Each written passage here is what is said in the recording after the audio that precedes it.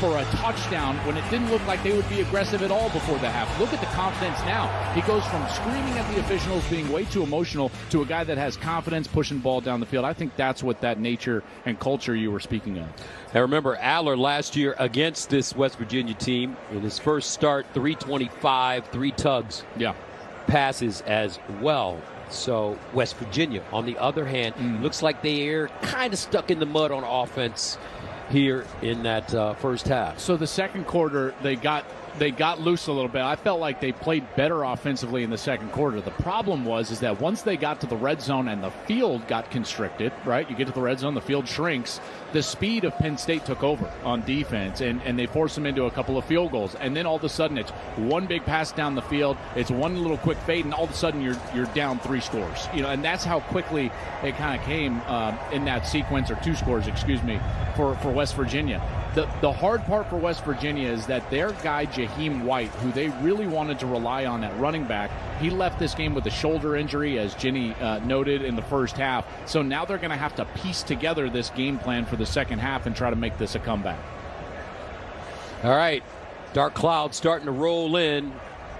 Lightning in the area. Play has been suspended here at halftime. 20-6, Nittany Lions. Mother Nature's doing a good job stopping the entire game. Once again, they're in a weather delay in Morgantown. And once again, we can go back to our weather guy, Emmanuel Acho, and see the weather coming in, the Doppler 6000. It looks like it's about to pass here soon. We don't know exactly when they're coming back, but when they do come back, we'll take you right back out there for the second half of Penn State. Well, the fans still love it. Yeah, they're love watching it. us. Hey guys. Highlights, number 25, Iowa, hosting Illinois State. Seth Wallace filling in. Kirk Ferentz out. Proven violations, suspended the game. Oh, offense, Cade McNamara. Come on. Is this a touchdown? Dead tackles in the Iowa offense don't change. Yeah, Reese Vander Zee, 7-yard touchdown. McNamara, Jacob Gibb. Oh, we got an offensive explosion. I like it. What? It's 19. Are they going to score over 20 points? Are they going to score over 20 points in this game? Yes. There it goes. Getting it done in a second. Oh, off his back foot. What? Yes. Sometimes it's better to be lucky than good. Iowa up 26-0. They averaged less than 20 points a game last year. Caleb Johnson. Oh, wow. Man, and you knew the defense was going to come play.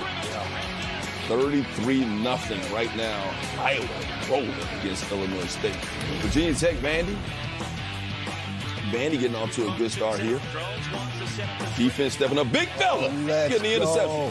Game Seabrooks. You know that ball's going in on his shelf. Diego Pavia is going to find Quincy Skinner here for the doors.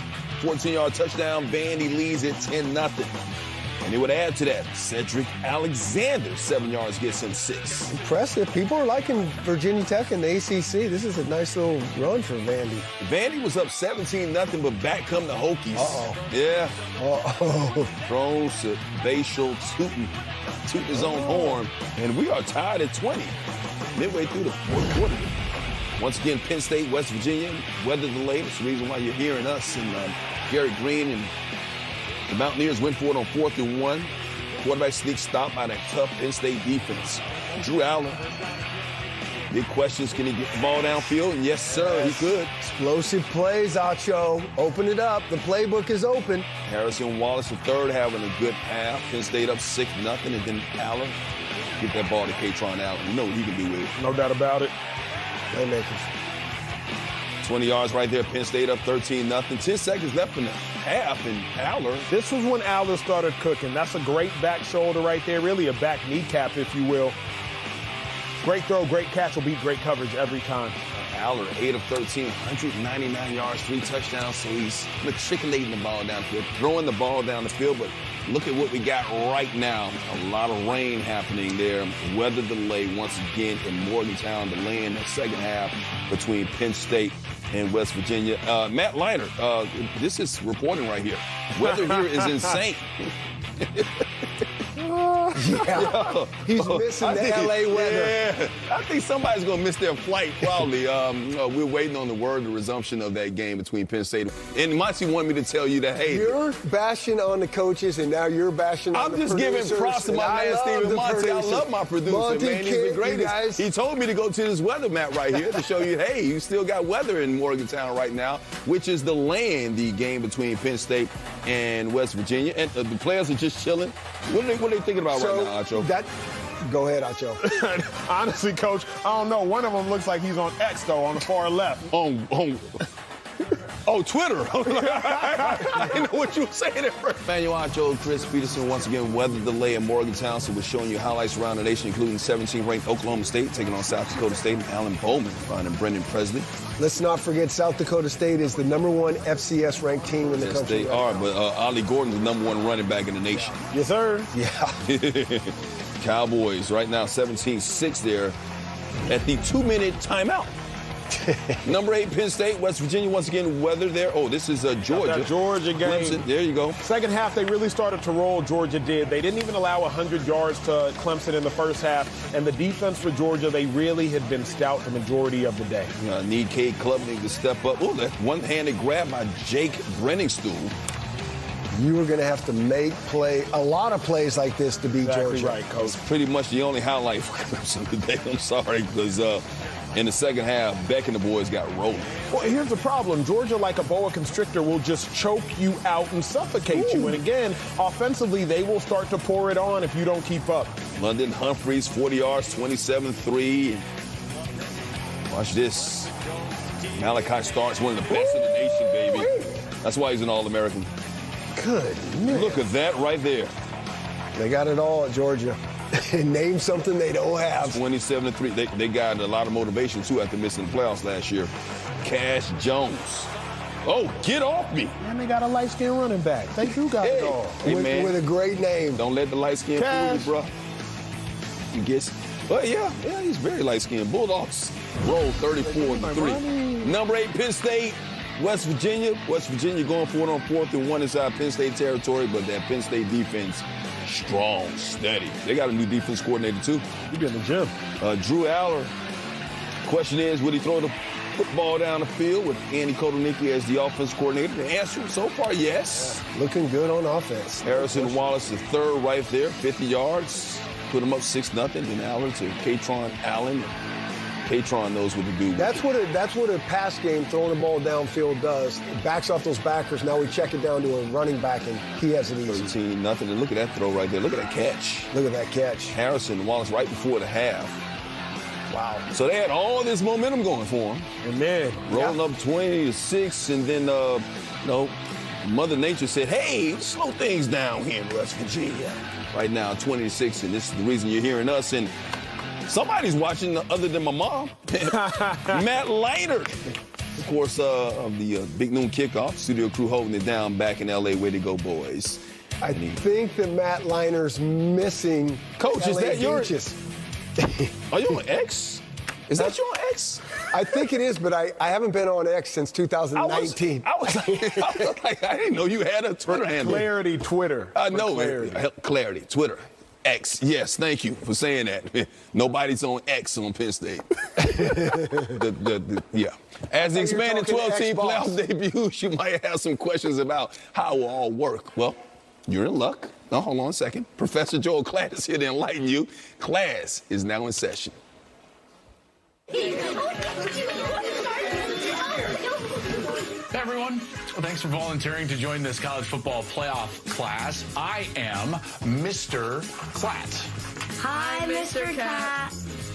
Klatt with an L. But let's get going anyways. Now, how many teams used to play and make the college football playoff?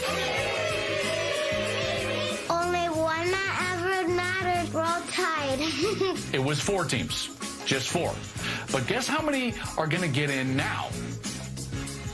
12 teams, folks. We're done with 4. We're into the 12-team format. Now, 5 of those spots are automatic bids for the highest-ranked conference champions. Go Dogs. And then the 4 highest-ranked among those get a first-round bye. What's a bye? It's like you get to skip school for the day. Sweet. What if you aren't in a conference? How do you get by? You can't. Oh, man. The next 7 highest ranked teams, as determined by the CFP, they get the remaining slots. Thus, we get to 12 teams. What if a Big 12 winner has 3 losses and is ranked 22? Just asking for a friend. You're good. It's the best part. You'd be placed probably at like 12. Also, who likes being at home? I love home. We have a pool. Home is awesome. The seeds 5 through 8, they get their first round game at home. Nice little perk. All right, kids. Thanks. Next week, we'll discuss NIL and getting paid. All right, once again, 12 teams. Shimmering in the Nebraska sunlight this Saturday afternoon is the dawning of something new, wrapped in a name that's very familiar. In Lincoln, it's the Raiolas. Dad was the center. Son is a quarterback who's here to maybe save a program that's had 7 consecutive losing seasons. A 5-star recruit taking a walk that his dad took to a 397th consecutive sellout.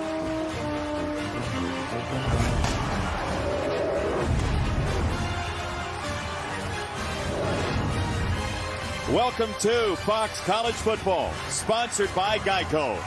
Get more with Geico. The same tunnel walk that has been passed down from a generation to the next. He says this school has been in his blood. And here, Dylan Raiola will throw his first pitch in Cornhusker red. Jason Benetti, Brock Heward, Allison Williams in a moment. This is one of those days that's really special for a program trying to turn the corner. 90,000 plus here to watch the whole team, but one man in the center of it. Yeah, you kind of given me goosebumps as you said all that up, Jason. That was really well done. The connection between father and son. Uncle is his offensive line coach. It feels a little bit like the #1 pick in the NFL draft. A little bit like Caleb Williams to the Chicago Bears, a proud organization, right, that has just been down, but we get a supernatural talent, the highest recruit in the history of this school. The #1 pick landed in our building. And what that does to a state, what that does to a community, what you and I felt in that football office yesterday, and most importantly today, what it will do in that huddle. Someone of that ilk, that calm, that confidence just elevates everybody else. That's what everybody, 90-some thousand, are waiting to see. He's 19 years old. UTEP's head coach is 15 years older than him. Scotty Walden trying to bring that same kind of energy. Yeah, he's got some juice. I've been watching these minors warm up. You talk to people in the program, they've never seen anything like this. Previous 2 head coaches were offensive line guys, a little more old school. And Scotty, from the minute he came out here, is hopping and skipping and jumping into guys. He can't wait to play. They're not going to be intimidated. They're not here to collect a paycheck. They're here to compete. And his staff has been to Tennessee and Bama, and they're going to cut it loose and let it rip. New coaching staff versus a new quarterback. 90,000 plus here to watch. We'll take it a break with our game countdown sponsored by Progressive. UTEP and Nebraska. Kickoff is next.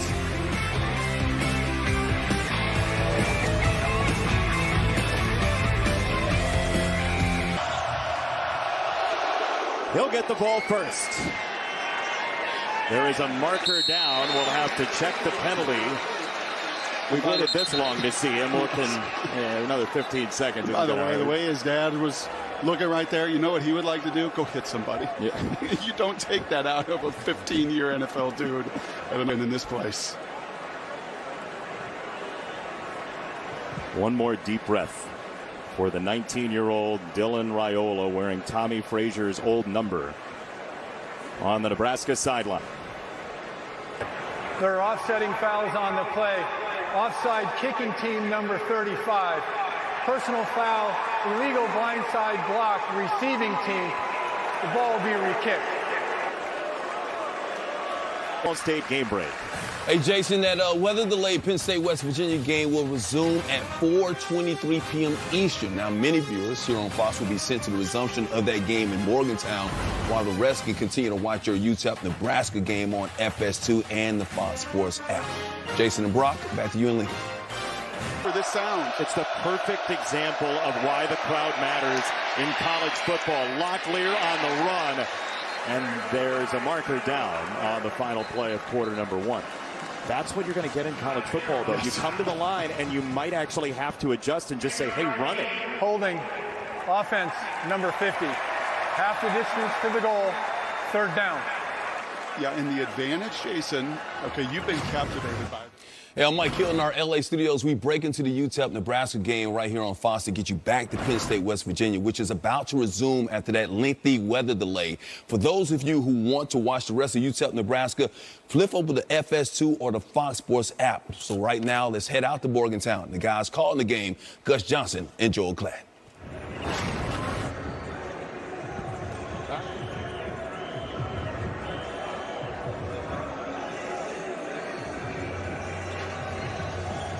All right, Mike, thank you very much. Welcome back to Morgantown, West Virginia. We're ready to start the second half. Our score 20-6, Penn State on top. We had a 2-hour and 19-minute rain delay, so hopefully, folks, you had a chance to go get a workout, take a nap, go to the grocery store to come back for this second half. It was raining in buckets for a little while. They cleared the stadium. Everybody had to take shelter, but the party did not stop here in Morgantown. They kept it going. Things kept popping. And our guys on the studio, it didn't work out so well for them. Rob Jones' notes blew away, and those guys hightailed it out of the stadium, and they went right back to Los Angeles. They did. Ice cream on a summer day, our Fox Big Noon kickoff crew saw. But we're still here, bro. And we're hanging, and we got another second half. It's exciting. You got it.